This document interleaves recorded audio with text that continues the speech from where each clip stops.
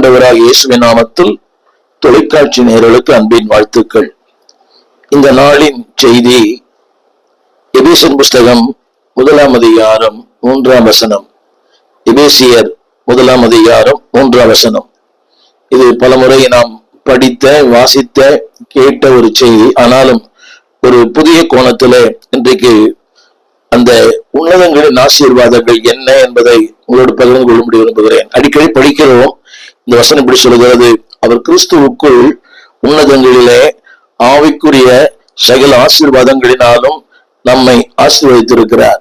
இது எளிமையான வார்த்தை தான். செய்தி என்னவென்றால், உன்னதங்களில் தேவன் வைத்திருக்கிற சகல ஆசீர்வாதங்கள், அது ஒரு 10 ஆசீர்வாதங்களை உங்களோட நான் எபேசியர் 1ஆம் அதிகாரத்திலிருந்து பேசும்படி விரும்புகிறேன்.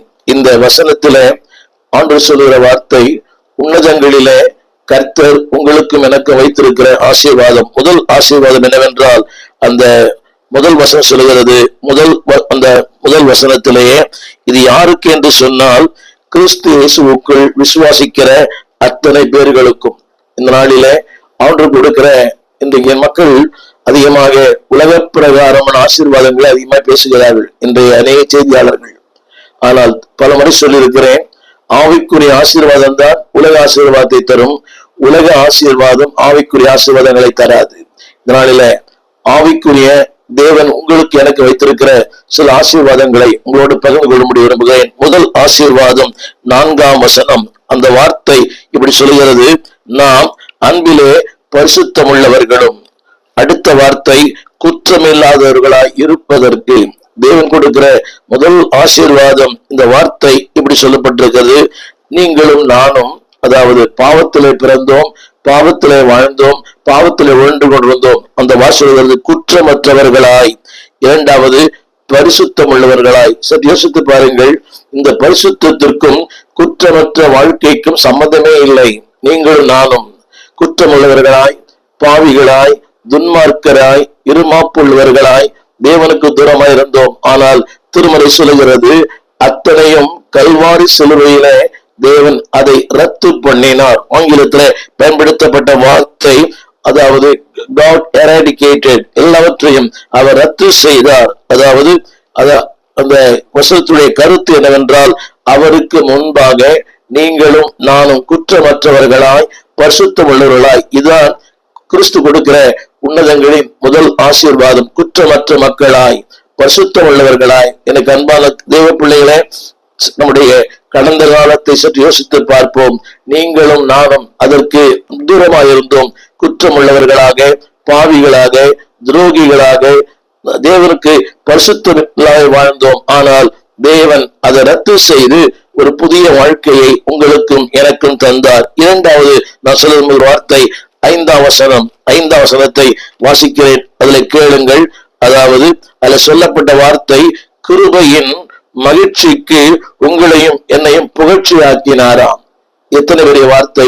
கிருபையின் அந்த மகிமைக்கு புகழ்ச்சியாக. அன்பான தேவ பிள்ளைகளே, இந்த உலகத்திலே இகழ்ச்சியோடு வாழ்ந்தோம்.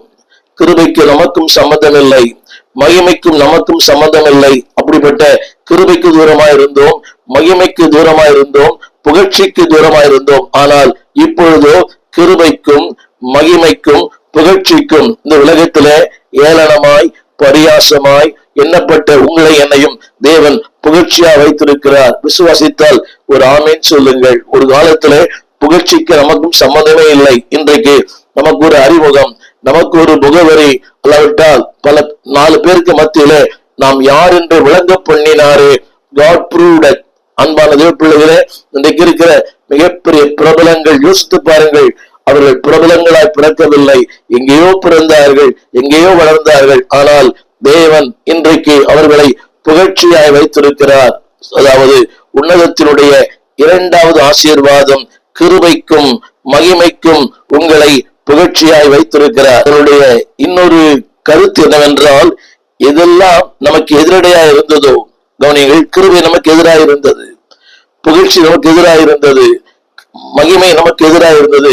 அத்தனையும் உடைத்து தேவன் உங்களையும் என்னையும் புகழ்ச்சிக்கும் மகிமைக்கும் கிருபைக்கும் சொந்தக்காரராய் மாற்றியிருக்கிறார். மூன்றாவதாக நான் சொல்ல வந்த வார்த்தை, அவனுடைய இன்னொரு கருத்து என்னவென்றால், ஒரு புதிய உறவை தந்தார். அந்த உறவின் மூலமாக கிருபையை தந்தார். ஒரு புதிய உறவை தந்தார். அந்த உறவின் மூலமாக மகிமையை தந்தார். ஒரு புதிய உறவை தந்தார். அந்த உறவின் மூலமாக ஒரு புகழ்ச்சியை தந்தார். இன்றைக்கு நீங்கள் நானும் புகழ்ச்சியாக இருப்பதற்கு காரணமே தேவன் தந்த உறவு. அந்த உறவுதான் உங்களை என்னையும் புகழ்ச்சியாக்கி இருக்கிறது. மூன்றாவது நான் சொல்ல விரும்புகிறேன், அடுத்த வார்த்தை 6ஆம் வசனத்துல தேவன் சொல்லுகிற வார்த்தை, நம்மை உங்களையும் என்னையும் ஒரு சுவிகார புத்தர் ஆகும்படி, அந்த வார்த்தை சொல்லுகிறேன், சுவிகார புத்திரர். அப்படியானால் God accepted, தேவன் உங்களையும் என்னையும் ஏற்றுக்கொண்டார். எத்தனை பெரிய காரியம் அன்பானவர்களே. திரும்ப திரும்ப அந்த வார்த்தை சொல்ல விரும்புகிறேன், உங்களையும் என்னையும் ஏற்றுக்கொண்டார். இந்த உலகம் நம்மை ஏற்றுக்கொள்ளவில்லை, உறவுகள் ஏற்றுக்கொள்ளவில்லை, சொந்தங்கள் ஏற்றுக்கொள்ளவில்லை, இந்த சமுதாயம் ஏற்றுக்கொள்ளவில்லை. யார் நம்ம ஏற்றுக்கொள்கிறார் இல்லையோ, தேவன் நம்மை ஏற்றுக்கொண்டார். அவருடைய இன்னொரு மொழியாக்கம் தான் சுவிகார புத்தர் ஆக்கும்படி, God accepted. இரண்டாவது குறிப்பு, God broken. இதெல்லாம் தடையா இருந்ததோ தடைகளை உடைத்து உங்களையும் என்னையும் புகழ்ச்சிக்குரியவனாய் மேன்மைக்குரியவனாய் தேவன் உங்களை வைத்திருக்கிறார். நான்காவது குறிப்பாக நான் சொல்ல விரும்புகிற வார்த்தை 7ஆம் வசனம். 7ஆம் வசனம் அந்த வார்த்தை சொல்லப்பட்டிருக்கிறது. திரும்ப ஒரு முறையாக, உங்களுக்கும் எனக்கும் அன்பானவர்களே தேவன் ஒரு பட்டத்தை கொடுத்திருக்கிறார். அந்த 7ஆம் வசனத்தை நான் படிக்கிறேன், கேளுங்கள். நமக்கு ஒரு பட்டத்தை கொடுத்திருக்கிறார். அந்த பட்டம் தெரியுமா? பாவ மன்னிப்பு. டைட்டில். நீங்களும் நானும் பாவம் மன்னிக்கப்பட்டவர்கள். இத்தனை பெரிய மேன்மை, இத்தனை மகத்துவம் உள்ள பதவி புழுக்கலாம் எங்களுக்கு. எவ்வளவு பெரிய மேன்மை. God has given a new title. உங்களுக்கு எனக்கும் பல பட்டங்கள் இருக்கலாம். இந்த உலகத்திலே பாவி, துன்மார்க்கன், பல பட்டங்களை கொடுத்திருக்கலாம். ஆனால் தேவன் அந்த அத்தனை பட்டங்களை மாற்றி ஒரு புதிய பட்டத்தை தேவன் கொடுத்திருக்கிறார். அந்த பட்டம் என்னவென்றால், அன்பாளே, சுவிகார புத்திரன். A new title God has given. இதை கேட்டுக்கொண்டிருக்கிற அன்பு பிள்ளையே, இதுதான் உன்னதங்களின் ஆசீர்வாதம். முதலாவது சொன்னேன், நம்மை அவர் பசுத்தமுள்ளவர்களாய் குற்றமற்றவர்களாய் மாற்றினார். இரண்டாவது குறிப்பு, ஆண்டவர் தந்த இரண்டாவது ஆசீர்வாதம், கிருபைக்கும் மகிமைக்கும் புகழ்ச்சியாக்கினார். அவருடைய கருத்து என்னவென்றால், இதெல்லாம் தடையா இருந்ததோ, God has broken all the barriers. தடைகளை தகர்த்து உடைத்து அவருக்கு புகழ்ச்சியாக. மூன்றாவது சொல்ல விரும்புகிறேன், has given new title. அந்த டைட்டில் தெரியுமா? சுவிகார புத்திரர். இன்னைக்கு நிறைய பேர் நிறைய டைட்டில் இருக்கிறது. Reverend, doctor, bishop, moderator. அதை விட மேலான வார்த்தை ஒரு டைட்டில் என்னவென்றால், நான் அவருடைய சுவிகார புத்திரராக இருக்கிறேன். இதை உணர்ந்திருந்தீனால் நன்றாக உங்கள் ஆமேன் சொல்ல அன்பாய் கேட்கிறேன். உங்களையும் என்னையும் சுவிகார புத்திரராய், தகுதி இல்லாதவர்கள். அன்பானவர்களே, பிள்ளைகள் என்பது வேறு, சுவிகார புத்திரர் என்பது வேறு. பிள்ளை என்பது வேறு வழி இல்லை, வளர்க்க வேண்டும்.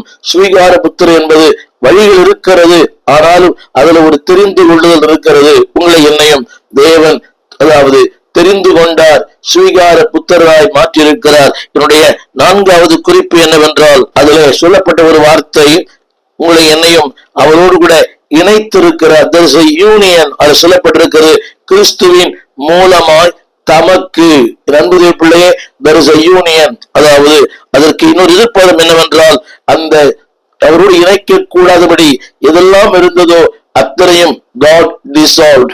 தேவன் எல்லாவற்றையும் ரத்து செய்தார், ஒன்றுமில்லாமல் ஆக்கினார். அடுத்த குறிப்பு வசனத்தில் எழுதப்பட்டிருக்கிறது, ஞானத்தையும் புத்தியையும் நம்மிடத்திலே பெருக பண்ணினார். எத்தனை பெரிய வார்த்தை! ஞானத்தையும் புத்தியையும் நம்முடைய வாழ்க்கையிலே பெருக பண்ணினார். திரும்ப திரும்ப அன்பானவர்களே, இது நமக்கு சம்பந்தம் இல்லாத ஒன்று, நமக்கு தூரமான ஒன்று. நமக்கும் அன்பானவர்களே, ஞானம் புத்தி அதை தருவது இல்லையா? அதை பெருக பண்ணினார். God increase. என் அன்பு பிள்ளையே, உலக ஞானம் அல்ல, உலக படிப்பு அல்ல, உலக பட்டங்கள் அல்ல. தேவன் சொல்லுகிறார் சகல ஞானம். அருமையான ஒரு வார்த்தை, சகல ஞானம். அப்படியானால் ஆவிக்குரிய, பொருளாதாரத்துக்குரிய, இம்மைக்குரிய, மறுமைக்குரிய எல்லா ஞானங்கள், அதாவது நன்மை தீமை பகுத்தறியத்தக்க ஞானங்களை உங்களுக்கு எனக்கும் அந்த உன்னதத்தின் ஆசீர்வாதம் கொடுக்கிறது. ஞானத்தையும் கொடுக்கிறாராம், புத்தியும் கொடுக்கிறாராம். நாலேஜ் என்பது வேறு, விஸ்டம் என்பது வேறு. தேவன் புத்தியும் தருகிறார், ஞானத்தையும் தருகிறார். என்னை கேட்டுக்கொண்டிருக்கிற அன்பு பிள்ளையே, ஒருவேளை நீ படிக்காத ஒரு நபரா இருக்கலாம், ஒருவேளை கல்லூரிக்கு போகிற நபரா இருக்கலாம், இறையர் கல்லூரி இல்லாமல் இருக்கலாம். ஆனால் கிறிஸ்துவோடு இருக்கிற அந்த உறவு உன்னை சகல ஞானத்திலும் சகல புத்தியிலும் வளர்ப்பது மட்டுமல்ல, அது உன்னை பெருக பண்ணும். எனவே இந்த நாளிலே என் அன்பு தேவ பிள்ளையே, இதான் உன்னதங்களின் ஆசீர்வாதம். இன்றைக்கு ஆசீர்வாதத்தை பற்றி பேசும்போது வீடு, வாகனங்கள், சொத்து, சுகம், நிலம் இல்லை என்பவர்களே. அவர் கொடுக்கிற எல்லாமே மேலானது, உலகம் தராத, உலகம் கொடுக்க முடியாத ஒன்றை தேவன் உங்களுக்கும் எனக்கும் வைத்திருக்கிறார். அதே வசனம் 9ஆம் வசனத்தை வாசிக்கிறேன். வேதம் சொல்கிறது, பரலோகத்திற்கோடு கூட நம்மையும் ஒன்றாய் கூட்டி சேர்க்கிறார். 9ஆம் வசனத்தை வாசிக்கிறேன். பரலோகத்தில் இருக்கிறவர்கள், பூலோகத்தில் இருக்கிறவர்கள். தமிழ்ல ஒரு சின்ன மொழிபெயர்ப்புல இருக்கிறவைகள் என்று எழுதியிருக்கிறது. இருக்கிறவர்கள் அல்ல, இருக்கிறவர்கள். அப்படியானால் பரலோகத்திலே, அதாவது அக்னி இல்லை, உயர்தல் இருக்கிறது. பூலோகத்தில் இருக்கிறவர்கள், அங்கே இருக்கிறவைகள் என்ற வார்த்தை பயன்படுத்தப்பட்டிருக்கிறது. ஆனால் சத்தியம் என்னவென்றால், பரலோகத்தில் இருக்கிறவர்களையும் பூலோகத்தில் இருக்கிறவர்களையும் ஒன்றாக இணைக்கிறார். there is a union. அன்புக்குரியவர்களே, திரும்ப திரும்ப நமக்கும் அதற்கும் சம்மந்தமே இல்லை. அதாவது நம்முடைய வாழ்க்கையில் சொல்லப்பட்ட வார்த்தை நமக்கு சம்மந்தமே இல்லை.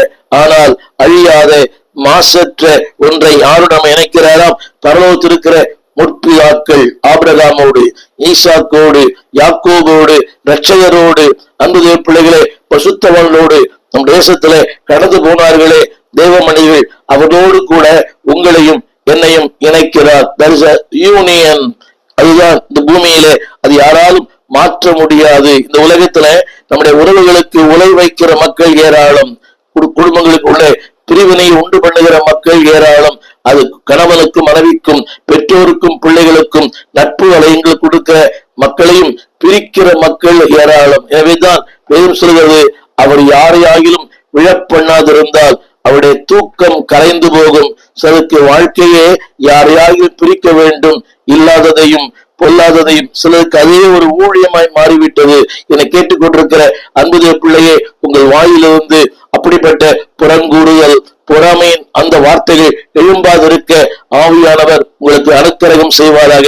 ஏனென்றால் you are union with God. Tamil வேதத்தில் எழுதப்பட்டிருக்கிறது, கிறிஸ்துவுக்குள்ளே நீங்கள் கூட்டப்படுகிறீர்கள். சரியான ஆங்கில வார்த்தை என்னவென்றால் யூனியன். அன்பு தேவ பிள்ளைகளே, இந்த இணைப்பை, இந்த இசைவை யாராலும் மாற்ற முடியாது. அப்படிப்பட்ட ஒரு மாபெரும் வல்லமையை கர்த்தர் உங்களுக்கும் எனக்கும் தந்திருக்கிறார். அந்த இணைப்பு ஒரு நாளும் மாறவே மாறாது, ஒரு நாளும் அது குறையாது.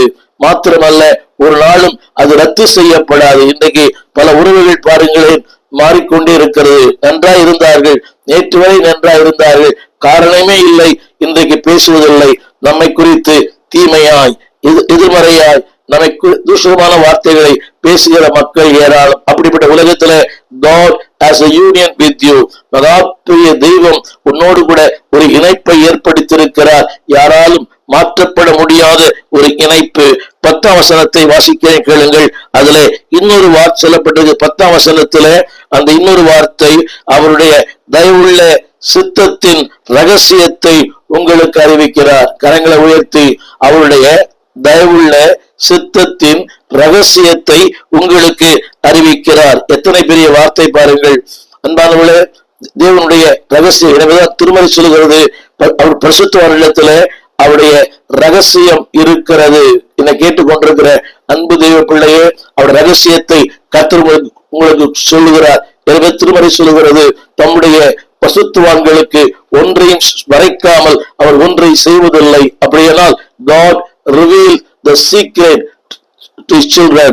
அவருடைய உறவுகளுக்கு, சொந்தங்களுக்கு, புத்திர சுவீகாரத்தின் ஆவியை பெற்றவர்களுக்கு தேவன் தம்முடைய வல்லமையும் தம்முடைய அனுக்கிரகத்தையும் அவர் வெளிப்படுத்த ஆயத்தமாக இருக்கிறார். அடுத்த 11ஆம் வசனத்தை நான் திரும்ப வாசிக்கிறேன். அதுல திரும்ப திரும்ப அந்த வார்த்தை இப்படி சொல்லுகிறது, திரும்ப மகிமைக்கும் புகழ்ச்சிக்கும் உங்களை சொந்தக்காரராய் மாற்றுகிறார். இங்கே ஒன்று சொல்லுகிறேன், உலகத்தின் மகிமை, உலகத்தின் புகழ்ச்சி ஒரு நாளிலே வாடி போகும், இல்லாமற் போகும், வதங்கி போகும். ஆனால் மாறாத புகழ்ச்சி, மாறாத மகிமை. இன்றைக்கு உலகத்துல பார்க்கிறோமே, புகழ்ச்சியா இருந்த எத்தனையோ பேர் இன்றைக்கு அடையாளம் தெரியாமல் போய்விட்டார்கள். அவர்கள் விலாசமே இல்லை. அவர் எங்கிருக்கிறார்கள், யாரா இருக்கிறார்கள்? ஆன்மீக உலகத்திலேயும் சமுதாய உலகத்திலேயும் ஒரு காலத்திலே கொடிகட்டி பறந்தவர்கள். இன்றும் அவர் பெயர்தான். தொலைக்காட்சியில அவர்கள் பெயர் வராத நாட்களே இல்லை. இன்றைக்கு இருக்கிறார்கள், ஆனால் எங்கிருக்கிறார்கள் தெரியவில்லை. என்னை கேட்டுக்கொண்டிருக்கிற அன்புடைய பிள்ளையே, அவருடைய மகிமைக்கும் புகழ்ச்சிக்கும், அதாவது ஆங்கிலத்தில் சொல்லப்பட்ட வார்த்தை it cannot fade, அது ஒரு நாளும் மங்கி போவதில்லை, அழிந்து போவதில்லை, குறைவதில்லை. தேவன் ஒரு மனிதனை புகழ்ச்சி அளித்திருப்பாரானால் அந்த புகழ்ச்சி ஒவ்வொரு நாளும் பெருகின ஒழிய அது சிறுகாது. இன்றைக்கு புகழ்ச்சியாய் வாழ்ந்த அநேகர் இன்றைக்கு இயற்கையாய் வாழ்கிறார்கள். ஆனால் உண்மை என்னவென்றால், தேவன் ஒரு மனிதனை தமக்கு புகழ்ச்சியா வைக்கிறார். அந்த மனிதனை அவர் ஒரு நாளும் அந்த புகழ்ச்சியில் இருந்து, மகிமையில் இருந்து never degrade, never fade, அதிலிருந்து ஒரு நாளும் மங்கி போவதில்லை, மறைந்து போவதில்லை. உலகத்தின் புகழ்ச்சி, உலகத்தின் பெயர், உலகத்தின் மகிமை எல்லாம் மறைந்து போகும். பக்தன் பாடினார், வாடாது ஐயா, வாடாது, மறையாது, ஒழிந்து போகாது. அப்படிப்பட்ட ஒரு மேன்மையான உறவை கர்த்தர் உங்களுக்கும் எனக்கும் வைத்திருக்கிறார். அது இன்னொரு வார்த்தை சொல்லப்பட்டிருக்கிறது 11ஆம் வசனத்துல. தமிழ்ல அந்த வார்த்தை இல்லை. 12ஆம் வசனத்துல அவருடைய கிருபைகளை சுதந்திரிக்கும்படியாய், 12ஆம் வசனம் அவருடைய கிருபைகளை சுதந்திரிக்கும்படியாய். ஆங்கிலத்துல பயன்படுத்தப்பட்ட வார்த்தை இன்ஹெரிட்டன்ஸ். பாருங்கள், அவருடைய நன்மைகளை, ஆசீர்வாதங்களை சுதந்திரிக்கும்படி. எனவேதான் உபதியாவில் வாசிக்கிறோம், உங்கள் சுதந்திரங்களை சுதந்திரித்துக் கொள்ளுங்கள். எத்தனை பெரிய ஆசீர்வாதம்! அவருடைய நன்மைகளையும் கிருபைகளையும் மேன்மைகளையும் ஆசீர்வாதங்களையும் புகழ்ச்சியும் நீங்கள் நானும் சுதந்திரிக்கும்படியாக ஒரு மேலான வாழ்க்கையை கர்த்தர் உங்களுக்கும் எனக்கும் வைத்திருக்கிறார். முடிந்தால் அன்பானவர்களே, ஒரு ஆமேன் சொல்லுங்கள். ஒவ்வொரு வார்த்தையும் அதை கேட்கும் போது அது உண்மையா ஒரு வாழ்க்கையிலே ஊடுருவும் என்று சொன்னால் ஒரு பரவசம் உண்டாகும், ஒரு சந்தோஷம் உண்டாகும், ஒரு மேன்மை உண்டாகும். அடுத்த வார்த்தை 13ஆம் வசனத்துல அந்த வார்த்தை சொல்லப்படுறது, you are sealed by the Spirit of God.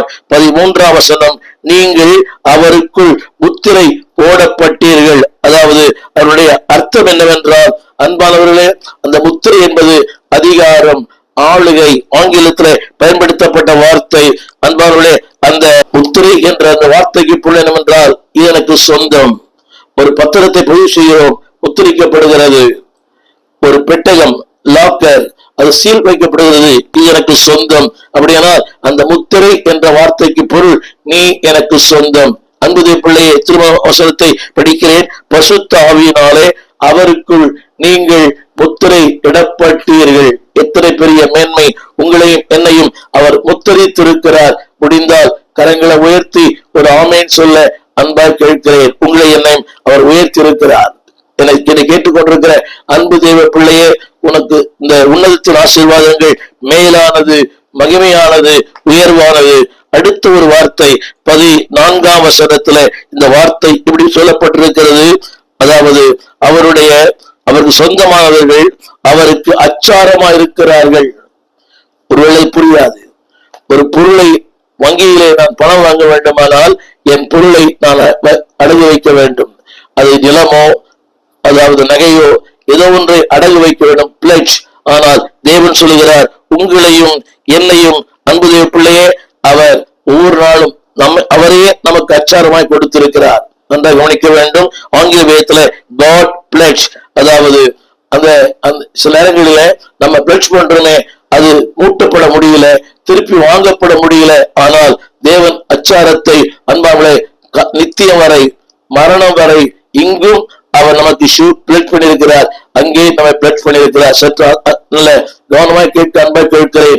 அச்சாரமா இருக்கிறார் இந்த பூமியில நமக்கு. அதாவது ஷூரிட்டிக்காக, நமக்காக ஜாமீன் போட யாருமே இல்லை. ஆனால் இந்த வார்த்தை சொல்கிறது, அவர் ஆவியானவர் நம்முடைய சுதந்திரத்திற்கு அச்சாரமா இருக்கு. That means God pledge you.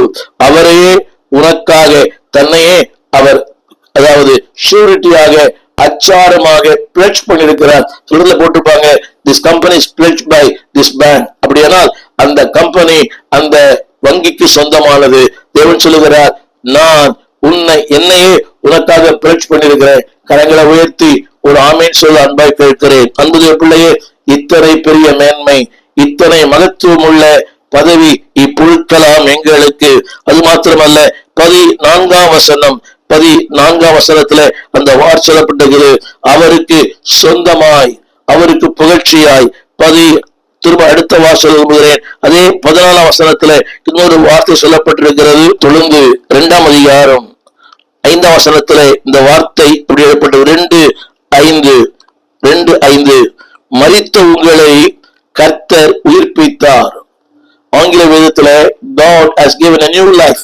2:5 தமிழ்ல அவர் உயிர்ப்பித்தார். ஆங்கில வேதத்துல God has given a life. அந்த ஜீவன் ஒரு நாளும் ஆங்கிலத்தில் பயன்படுத்தப்பட்ட சரியான வார்த்தைக்கு it cannot be taken back. அது ஒரு நாளும் பறிமுதல் செய்யப்படாது. இந்த உலகத்துல நம்ம ஜீவனை எடுக்கவல் ஏராளம், ஆனால் இவர் சொல்லுகிறார் ஜீவனை. இந்த 2:5 மரித்த உங்களை, அப்படியானால் மரித்து போன வாழ்க்கை, ஒன்றுமில்லாத வாழ்க்கை, பயனற்ற வாழ்க்கை, நம்பிக்கை இல்லாத வாழ்க்கை, கலக்கத்தின் வாழ்க்கை, துன்பத்தின் வாழ்க்கை, தேவன் சொல்லுகிறார் I give a life. எங்கெல்லாம் லைஃப் இல்லையோ, ஜீவன் இல்லையோ, ஜீவனற்ற உனக்கு ஒரு ஜீவனை கொடுக்கிறார். அடுத்த அதே 2ஆம் அதிகாரத்துல 14ஆம் வசனம், 14ஆம் வசனத்துல எழுதப்பட்ட வார்த்தை சமாதானம். வாசிக்க கேளுங்கள். 14ஆம் வசனத்துல எழுதப்பட்டிருக்கிறது, அதாவது அவர் பிரிவினைகளை தகர்த்தார். 2:14 அவரே நம்முடைய சமாதான காரணராகி. அப்படியானால் உன்னதத்தின் அடுத்த ஆசீர்வாதம் சமாதானம். அன்புடைய பிள்ளையே, இந்த சமாதானத்தை nobody can destroy, nobody can take it, nobody can pluck it. அதை யாரும் பறிக்க முடியாது, எடுக்க முடியாது. திரும்ப சொல்லுகிறேன், இந்த 14ஆம் வசனத்துல a great peace of God, தேவ சமாதானத்தையே உனக்கென்று வைத்திருக்கிறார். இதுதான் உன்னதத்தின் ஆசீர்வாதம். அடுத்த ஒரு கடைசி ஆசீர்வாதம் சொல்லி முடிக்க விரும்புகிறேன். 20ஆம் வசனத்துல 2:20 வேதம் சொல்லுகிறது, உன்னை ஒரு அஸ்திபாரமாய் மாற்றுகிறார். அந்த வார்த்தையை படிக்கிறேன். அதாவது அப்போஸ்தலர், தீர்க்கதரிசிகள் என்னுடைய அஸ்திபாரத்தின் மேல். அந்த கருத்து என்னவென்றால், உன்னை ஒரு அஸ்திபாரம் உள்ளவனாய், it cannot be removed.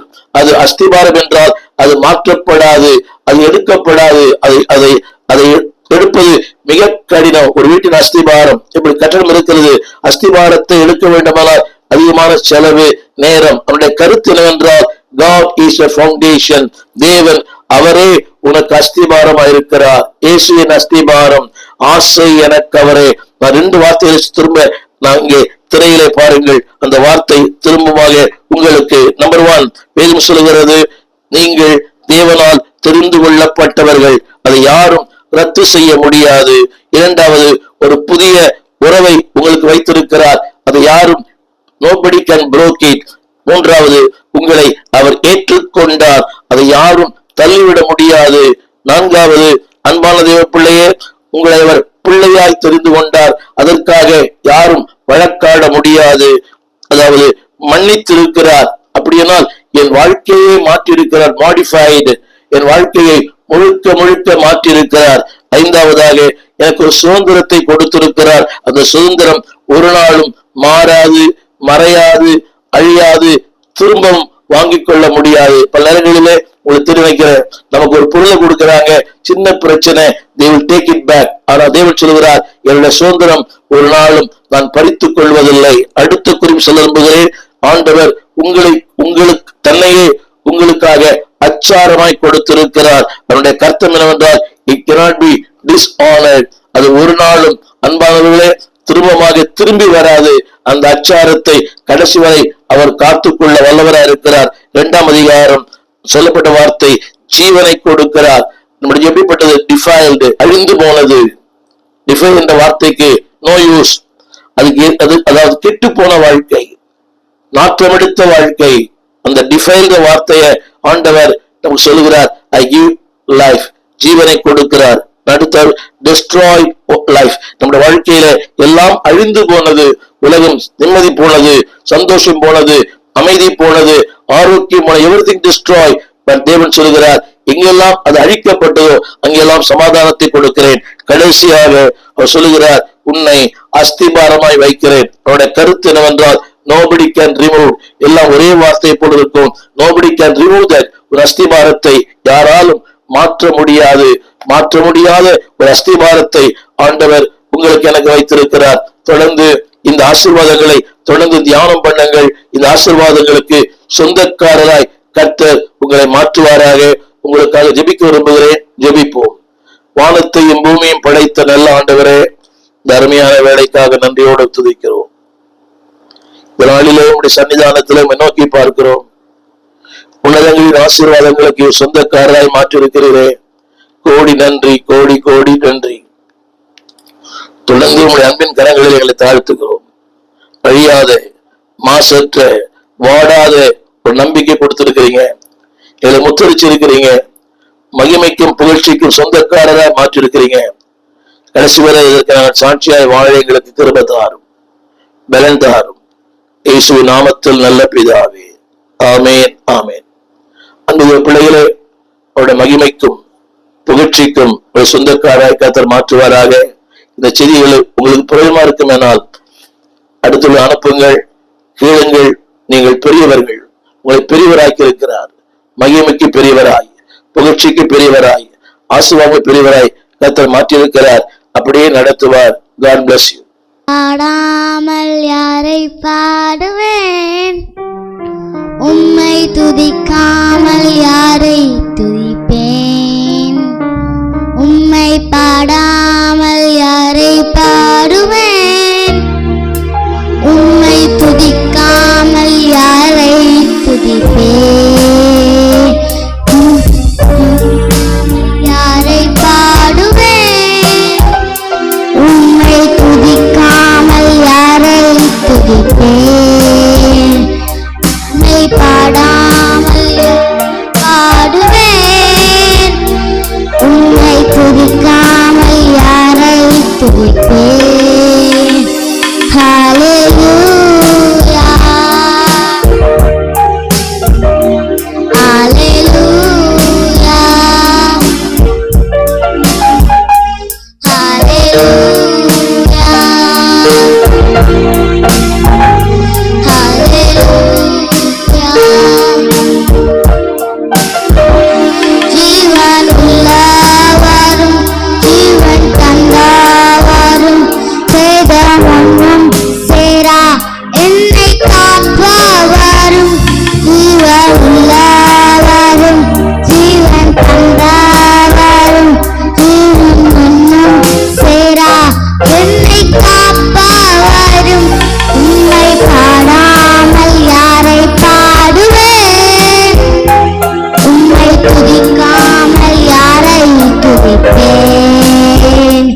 உம்மை பாடாமல் யாரை பாடுவேன், உம்மை துதிக்காமல் யாரை துதிப்பேன். உம்மை உள்ளவரும் நன்மை செய்தவரும் சிறு கண்களினை கூடா என்னை காப்பவரும். உண்மை உள்ளவரும் நன்மை செய்தவரும் கண்களினை கூடா என்னை காப்பவரும். உம்மை பாடாமல் யாரை பாடுவேன், உம்மை துதிக்காமல் யாரை துதிப்பேன். உம்மை பாடாமல் யாரை பாடுவேன், உம்மை துதிக்காமல் யாரை துதிப்பேன். ஹல்லேலூயா, ஹல்லேலூயா,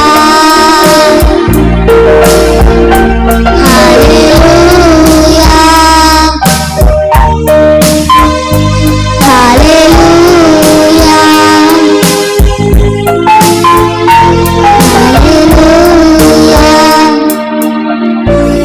எங்கள் விலாசம் போதகர் ஸ்டீஃபன் தேவகுமார், திறந்த வாசல் சபை, நம்பர் 65, பரமானந்த தெரு, 7 கிணறு, சென்னை 600001. தொடர்புக்கு 9841839287. மேலும் 044 4318 3330. எங்கள் மின் அஞ்சல் stephenopendoor@gmail.com. எங்கள் தேவ செய்திகளை யூடியூப் சேனலில் பார்த்து